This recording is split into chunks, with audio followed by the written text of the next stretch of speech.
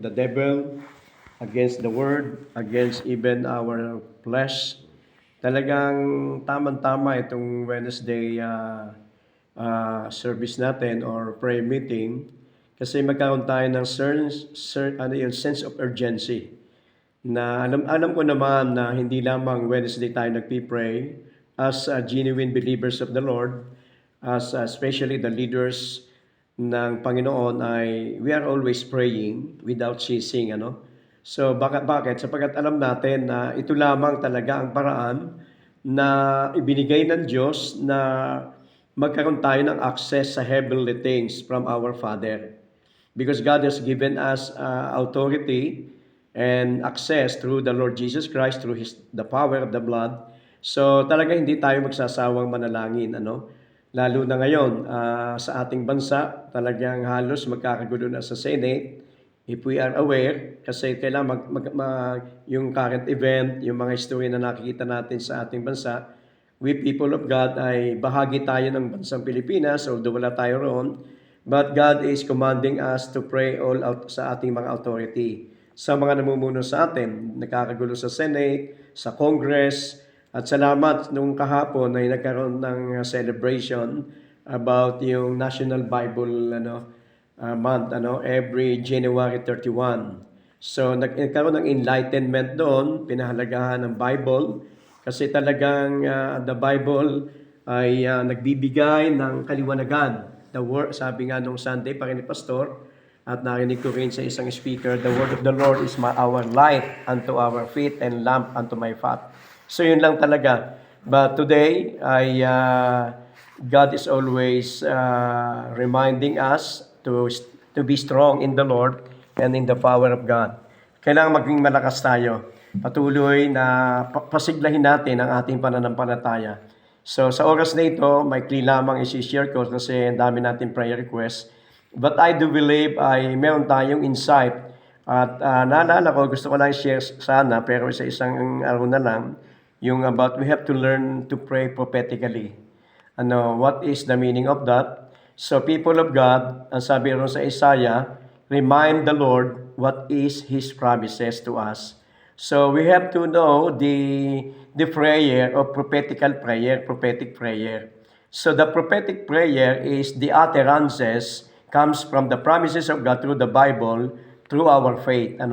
Pero binigyan ko lang ng pansin yan, kasi sometimes we do not know, sabi ng Romans 8:26, we do not know what we are going to pray, but the Holy Spirit is the one to help us to pray with groaning and travailings that cannot be uttered. The Holy Spirit is the one to give us utterances about our prayer.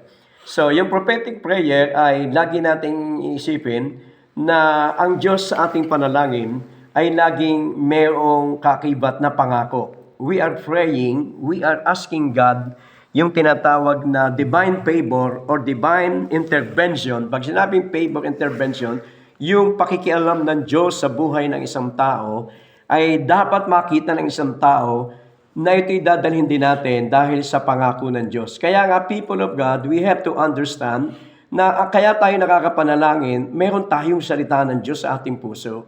Merong pangako ng Diyos sa ating puso at isipan, and that word of God is our claim. Yun ang ating kiniklaim, the promise of God. Kaya tayo mga kapatid, let us continue to learn to memorize the promise of God.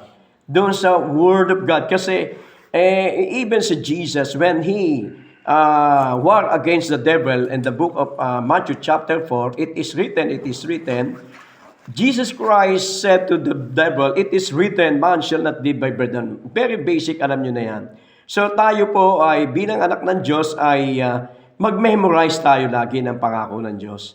Lagi tayong magmuni-muni ng mga promises of God, especially in time of needs. When the time of needs, you have to know what is your weapon. We have to know what we are going to use the Word of God. Like for example, sa healing. Alam nga mag-quote ka ng prosperity sa healings. Alam nga mag-pray ka ng healing kung kailangan nila financial or material things. So as a people of God, God has given us wisdom. In the absence of revelation, God is giving us wisdom. Lagi nating hinihingi ang pahayag ng Diyos, pero when the time na wala tayong marinig, binibigyan tayo ng karunungan. So the prophetic prayer must be, we have to learn to pray yung declaration about the promise of God. Amen po ba? So kaya ngayon, kaya di ba? Kasi faith cometh by hearing. When you utter the promise of God, nale-level up, nagkakaroon ng tinatawag na igniting the faith yung sa heart mo kapag meron kang word of God. Amen? That is only introduction, ano? Pero, and that is, it's only reminding us na mag-memorize tayo ng word of God. So, nung nakaraang Sunday, nung Wednesday, ang ating memorize verse, memorize chapter, Psalms, nakakaalala pa ba? Ang memory verse natin, memory chapter pala, hindi na verse. In Psalms 121, ano yung Psalms 21? Arise my eyes to the hill, where is our help came from? Our help came from the Lord, who made the heaven and earth. The God of Israel will not slumber nor sleep. Hindi siya natutulog, hindi siya nakahulukip-kip. The God of slumber nor sleep. And He will preserve our coming in and going out. So, yun po. So, but anyway, guys, ko lang i-share itong meditation ko kanina. At I'm very, tuwan-tuwa ako sa Panginoon. Very simple revelation or reminder ng Panginoon. But it is na-stuck sa heart ko. Sa John 15 verse 16. O kalimutan natin yung sinabi ko kanina. But anyway, reminding lang yon.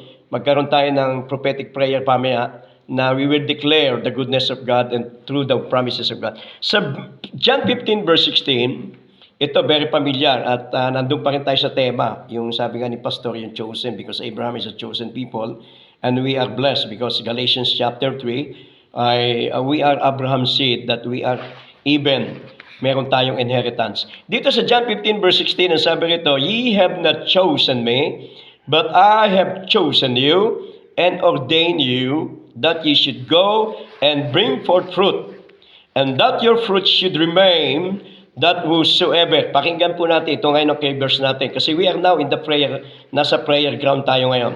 Whatsoever you shall ask of the Father in my name, He may give you. The promise of God to His people, whatsoever ye ask of the Father, ano man daw hilingin natin sa Diyos amang sumasalangit. Ano man yun? Healings, deliverance, whatever. Yung needs, Hindi lang, And my name, He may give you. Bakit minsan ay hindi natin maranasan ang answered prayer? Ang sabi rito, meron palang dapat gawin. Kasi itong answered prayer, it is only favor. Alam mo, ang sabi ng Matthew chapter 6, iniisip pa lang natin, Pastor, alam na ng Diyos. Kahit yung panalangin natin pamaya, alam na ng Diyos yun. Alam na rin ng Diyos kung paano niya sasagutin.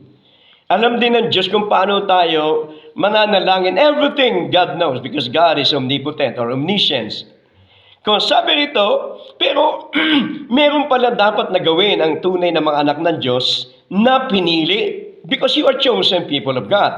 Pinili ka ng Diyos. Ang sabi ng Colossians chapter 1 verse 10, from the kingdom of darkness, translated us from the kingdom of darkness to the dear Son Jesus Christ, the kingdom of light. So, pinili ka na ng Panginoon. Pero if you want to have the miracle to answer our prayer, ang sabi rito, that ye may should go and bring fruit, that ye fruit should remain. Hinahanap pala ng Diyos ang bunga natin. Ano ba? Yung bang, Lord, di ba may reward ako? Panginoon, sasabihin ng Lord, ano ba pinagsasabi mo? Ano ba kiniklaim mo sa akin? Pinili mo ako, Panginoon, di ba? Namunga ka ba? Meron ka bang ginawa? Ano ba nangyayari? So, yung palang fruitful life is the secret of living, is fruit-bearing life. Kasi, ang Diyos kasi, gusto niya sagutin ang ating mga prayer requests. That's the will of God. Pero sometimes, God allowed trials, allowed everything for us to test our activities being a Christian or spiritual life natin. So, ang sabi rito, that ye may should go and bring fruit and should fruit should remain, Meron bang ipakikita tayo sa Diyos na i-claim natin, Lord, ako'y namumunga, kailangan bigyan mo ko nito. Katulad ni Hezekiah. Si Hezekiah, Lord, remember Hezekiah when prophet Isaiah came doon sa presence ng Lord, nag-claim siya kasi si Hezekiah, merong ginawa sa harapan ng Diyos, may bunga siya. Kaya pala, yung prayer dapat nating naging alamin, ako ba'y namumunga? Ano ba ang life ko? Fruit bearing ba ako? Ako ba'y may ako ba'y yes, God has given us the authority and God has given us na lumapit sa Panginoon. Pero confident natin, Lord, di ba? You know what is sa buhay ko. You know what is my spiritual life. But Lord, I claim your healing in my family. Panginoon, di ba? Alam mo naman yun, ang paglilingkod natin sa iyo, sa Diyos. Panginoon, nakita mo yung anak ko. I claim your complete healing. We will continue to. Kaya nga sabi nga ni Joshua, choose you this day. Kaya ang sabi niya, pumili kayo kung sino paglilingkod ako. Ako ang Panginoon. Ako ang Diyos. Kasi alam niya, sa pagpili niya, may responsibilidad siya, may accountability siya. Pagkatapos, may gagawin siya. Nung pinag-aaralan ko itong John 15, verse 1 at pababa, dito rin nakita, meron ditong susi, dalawa You bear fruit, and you ask in the name of the Lord, in the name of God shall give me. Our answer will be answered. Our prayer will be answered. Do sa John 15:7.